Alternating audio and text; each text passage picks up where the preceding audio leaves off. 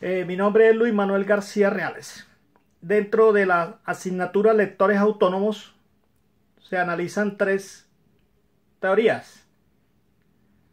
La primera teoría, el modelo transicional de la lectura y la escritura, por Loise M. Rosenbach. Segunda teoría, lector modelo Umberto Eco. Tercera teoría, sobre la lectura de Estanislao Zuleta. En las tres teorías hay conceptos comunes y diferencias entre sí. Teoría 1. Desde mi punto de vista, el proceso de la lectura como transicional afirma que la obra literaria ocurre en la relación recíproca entre el lector y el texto. Llamó a esta una relación transición con el fin de enfatizar circuitos dinámicos, fluidos en el proceso recíproco, en el tiempo. Asimismo, el lector y el texto es una síntesis única que construye el significado, ya se trate de un informe lingüístico o científico. En esta perspectiva, pues encontramos un lector activo que procesa en varios sentidos la información y presenta en el texto, aportándole su conocimiento y experiencias previos a una hipótesis de capacidad de inferencias en un lector que permanece en los procesos, en los obstáculos y superando en diversas formas, construyendo una interpretación para lo que lee y que si lo propone para recopilar, resumir y ampliar la información obtenida. Son todas estas operaciones las que permiten comprender el objetivo y la esencia de la lectura.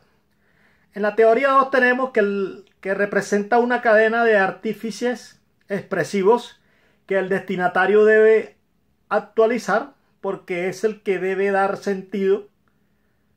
El emisor y es el autor.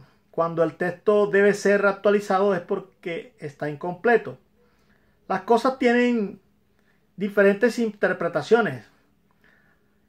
Infinitas las funciones del lector que requiere ciertos movimientos corporativos, activos y con cierta parte del mismo. Se emite para que alguien lo utilice. Para codificar un mensaje verbal se necesitan competencias lingüísticas. De la misma forma, para organizar su estrategia textual, debe referirse a una serie de competencias que debe prever el lector modelo. Los medios que utilizan son elecciones de lengua, elecciones de tipo enciclopedia o ya bien sea un vocabulario. Teniendo en cuenta la tercera teoría, el autor a lo largo del libro sostiene que no existe un código común entre el escritor y el lector de un libro, sino que el texto produce su propio código por las relaciones que establecen entre signos los diferentes términos que se asignan. Se pretende leer el texto desde el código del autor o desde el código del que inicia la obra. Lo único que logrará el lector es rendirse a una ideología preasignada en los términos. Asimismo, la lectura es una abierta invitación a describir y obligación de interpretar. Para mi concepto, la diferencia es que cada una de las teorías aportan a los procesos y procedimientos de lectura y aquí sirven para adquirir unos conocimientos del buen leer, por lo que dan pautas para establecer estrategias para los lectores. Consiguiendo el tema, podemos decir que el texto se define en la teoría 1 como el conjunto de signos que pueden ser interpretados como símbolos verbales que permiten al lector en el momento de la transacción y darle su propio significado según su reservorio de experiencia lingüística. El papel del escritor en la teoría 1 es proporcionar la lectura en una serie de experiencias lingüísticas y vivencias reales que permitan realizar una transacción con el texto e identificar el significado e interpretación a través de su evocación como objeto o pensamiento, teniendo en cuenta que el papel del lector es el establecer innumerablemente transacciones con el texto creado por el escritor, determinando así el significado de interpretación y pautas de acuerdo con la realidad y el grado de reservado de una experiencia lingüística. La teoría 2 me manifiesta que el texto es el producto del mecanismo generativo de la interpretación que el lector aporta a la actualización de las estrategias definidas. El lector y el autor esto está basado en una cadena de expresiones y elementos no dichos.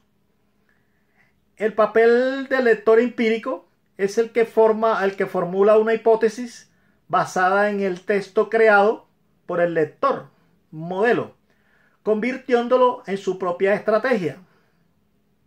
Asimismo, podemos decir que el papel del lector empírico es el de construir conjeturas de autor extrayéndola de su propia estrategia textual. El lector modelo es el que actualiza el texto creado por el autor a través de una serie de movimientos corporativos. Posteriormente, el papel del autor modelo es el que crea operaciones textuales especializadas que no existen en el texto y fortalecen el contenido del mismo. En la teoría 3, el pensamiento es que el texto es aquel que se determina a través de su propio código, entre las relaciones que se establecen entre signos y el lector, quien determina el valor del texto, asigna cada uno de los términos. El papel del escritor es quien brinda pautas al lector que permite interpretar, criticar un texto creado, la capacidad de descubrir, cuestionar, debatir códigos individuales, generados por el lector.